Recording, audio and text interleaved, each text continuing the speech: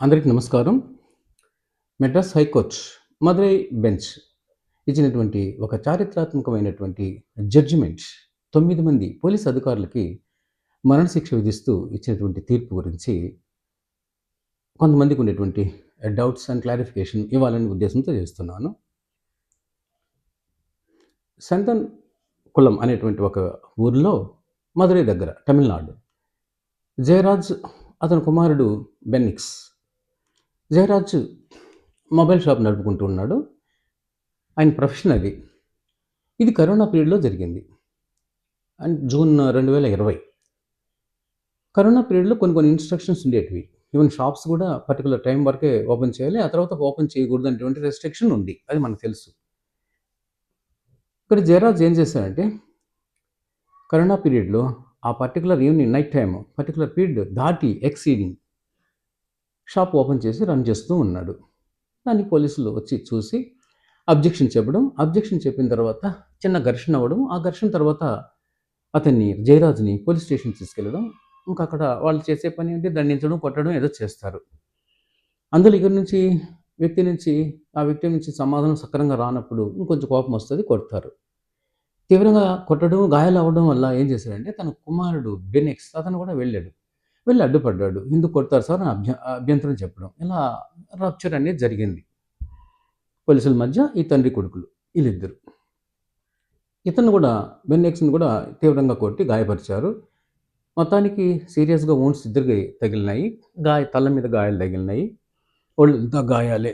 అంటే బ్రూటల్‌గా వాళ్ళని కొట్టడం అనేది జరిగింది. ఫ్యామిలీ మెంబర్స్ అందరూ వెళ్ళి అబ్జెక్షన్ చెప్తే, లేదు ఇప్పుడు పంపించాం.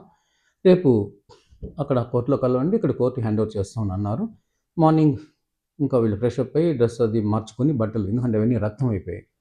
డ్రెస్ వేరైతే మార్చుకొని కోర్టుకి వెళ్ళడం. కోర్టు ఇంకా ఆటోమేటిక్ రిమాండ్ ఇస్తుంది. ఆ రిమాండ్ల తర్వాత వీళ్ళకి గాయాలు అనేది తీవ్రంగా ఉండడం వల్ల హాస్పిటల్లో అడ్మిట్ అయినారు. హాస్పిటల్లో ట్రీట్మెంట్ తీసుకుంటూ ఉన్నారు. బట్ ఫ్యూ డేస్‌లోనే వాళ్ళిద్దరూ ఆ గాయాల వల్ల చనిపోయారు. అంటే ఇక్కడ రిమోట్ కాదు. ఎక్కువ రోజుల తర్వాత చనిపోయింటే దాన్ని రిమోట్ కింద తీసుకుంటారు. బట్ ఇక్కడ కొట్టిన తర్వాత, దెబ్బలు తగిలిన తర్వాత షార్ట్ టైంలోనే వాళ్ళు అంటే త్వరలోనే ఫ్యూ డేస్‌లోనే చనిపోవడం వల్ల దీనివల్లే జరిగింది. లాకప్ వల్ల అని దాన్ని లాకప్ డెత్‌గా పరిగణించి జరిగింది. మొత్తానికి అయితేనేమి కేసు పుటప్ చేశారు. కొద్ది రోజులుగా చనిపోవడం వల్ల పబ్లిక్‌లో పెద్ద ఫ్యూరోరే పెద్ద పబ్లిక్ ఎజిటేషన్ అనేది జరిగింది. ఆ పబ్లిక్ ఎజిటేషన్‌కి స్పందించి స్టేట్ గవర్నమెంట్, తమిళనాడు గవర్నమెంట్ అప్పుడు 2020లో సిబిఐని నియమించి ఇన్వెస్టిగేషన్ చేయమన్నారు. సిబిఐ థరో ఇన్వెస్టిగేషన్ చేసి రిపోర్ట్ ఇచ్చింది. రిపోర్ట్ ఇచ్చిన తర్వాత మదురై బెంచ్ అంటే మెడ్రాస్ హైకోర్టు మదురైలో ఒక బెంచ్ ఉంటుంది. స్టడీ చేసినాక జడ్జిమెంట్ చాలా చారిత్రాత్మకంగా ఇంతకుముందు ఎప్పుడూ లేని విధంగా ఇచ్చారు. 9 మంది పోలీస్ అధికారులకి మరణశిక్ష విధించారు. ఎందుకంటే గ్రౌండ్స్ ఏంటంటే అంటే ఇది 5 సంవత్సరాలు జరిగింది. 1, 2 గ్రౌండ్స్ ఏంటంటే 105 మంది విట్నెసెస్ ఒకరిద్దరు కాదు చాలామంది సాక్షుల ద్వారా విషయాన్ని రాబట్టారు. ఇది లాకప్ డెత్‌గానే కన్ఫర్మ్ అయింది. 2 హాస్పిటల్ రిపోర్ట్స్ కూడా గాయాల వల్ల ముఖ్యంగా ఇద్దరికి తల మీద మెదడు ఆ నర్వ్స్ బాగా చిట్లిపోవడం వల్ల చనిపోయారనేటువంటి రిపోర్ట్స్ అది ఒకటి బేస్ చేసుకున్నారు. 4వది పోలీస్ డిపార్ట్మెంట్‌లోనే అక్కడే ఆ పోలీస్ స్టేషన్‌లోనే ఉన్నటువంటి లేడీ కానిస్టేబుల్స్ కూడా కొంతమంది సాక్ష్యాలు ఇవ్వడం విపరీతంగా కొట్టారు సార్, తల మీద గాయాలు తగిలాయి అనేటువంటి రిపోర్ట్స్ వాళ్ళు ఇచ్చారు.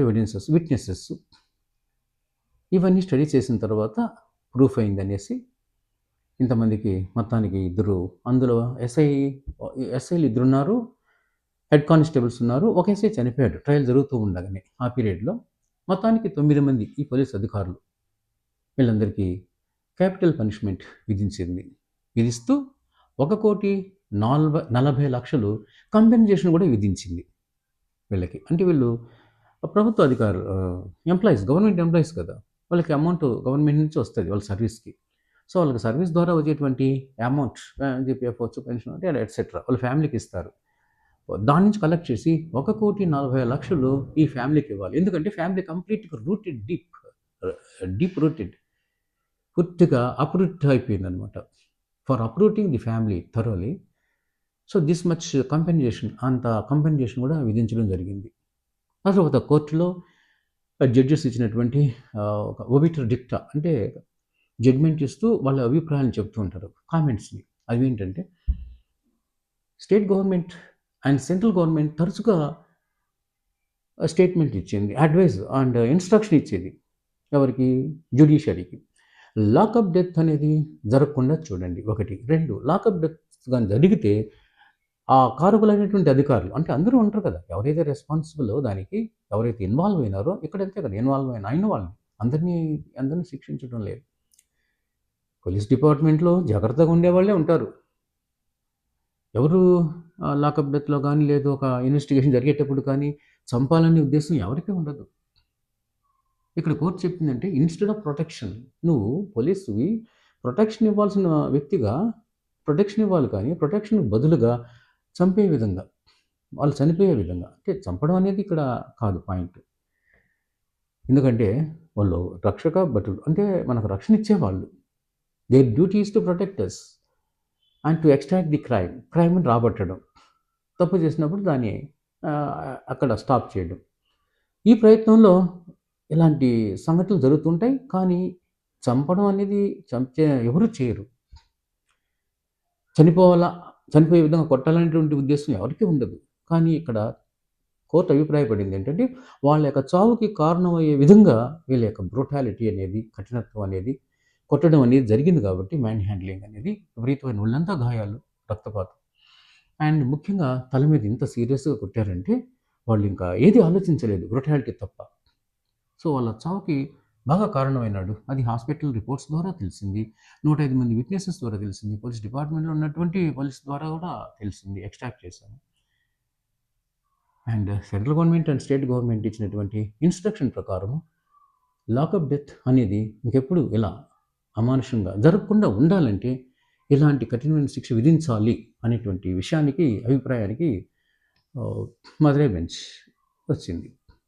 అంటే ఇక్కడ ఏమిటంటే జరిగింది, ఆ జడ్జిమెంట్లో కరెక్టివ్ జస్టిస్ అంటారు. అంటే న్యాయం యొక్క ఉద్దేశం ఏంటంటే ఎక్కడైతే డిస్ట్రిబ్యూటివ్ జస్టిస్, ఎక్కడైతే కరెక్టివ్ జస్టిసో అని జరగాలనో అక్కడ కరెక్టివ్ జస్టిస్ అనేది జరగాలి. ఇక్కడ కరెక్టివ్ అంటే తప్పు జరిగిన చోట కరెక్షన్ చేయడం, మళ్ళీ అలాంటి తప్పు జరగకుండా ఉండడం, దాన్ని కరెక్టివ్ జస్టిస్ అంటారు. అండ్ మోర్ ఓవర్ జడ్జిమెంట్కి ఉన్నటువంటి ఒక లక్షణం ఏంటంటే equity, justice and good conscience అనేది హాల్ మార్క్ ఆఫ్ జడ్జిమెంట్. ఇక్కడ ఆ విధమైనటువంటి పాలసీని కోర్టు అనుసరించింది. అండ్ జాన్ మార్షల్ అనేటువంటి ఒక చీఫ్ జస్టిస్ అంటారు, అదేంటంటే ఇది essential duty and province of the judiciary to say what the law is. చట్టం అంటే ఏంటి, న్యాయం అంటే ఏంటి అనేటువంటి డిసైడ్ చేసి డిక్లేర్ చేసి చెప్పాల్సినటువంటి బాధ్యత ఎవరిదంటే జ్యుడిషియరీది అని అంటాడు చీఫ్ జస్టిస్ జాన్ మార్షల్. సరే, ఈ విషయాన్ని పక్కన పెడితే ఇప్పుడు ఫైనల్గా ఈ జడ్జిమెంట్కి సంబంధించిన ఒక 2 విషయాలు ఏంటంటే, ఒకటి కన్ఫర్మేషన్, రెండవది ఏంటంటే క్లెమెన్సీ. కన్ఫర్మేషన్ అంటే హైకోర్టుతో పాటుగా సుప్రీంకోర్టు కూడా దీన్ని కన్ఫర్మ్ చేయాల్సిన అవసరం ఉన్నది. మళ్ళీ after confirmation it will be finalised, అది ఇంప్లిమెంట్ చేసేది ఎప్పుడంటే కన్ఫర్మేషన్ అనేది వచ్చిన తర్వాతనే. రెండోది క్లెమెన్సీ అనేది ఇంకోటి ఉంది. క్లెమెన్సీ అంటే క్షమాభిక్ష అంటారు. Article 72 of the Indian constitution ప్రకారము సెంట్రల్లో ప్రెసిడెంట్ ఆఫ్ ఇండియా క్షమాభిక్ష పెట్టచ్చు. అండ్ స్టేట్లో article 161 of the Indian constitution ప్రకారము గవర్నర్ క్షమాభిక్ష పెట్టచ్చు. దీన్ని క్లెమెన్సీ అంటారు. సో ఇక్కడ 2 విషయాలు ఉన్నాయి, ఒకటి confirmation by high court and also supreme court, ఒకటి వెయిట్ చేయాలి, మనం చూడాలి.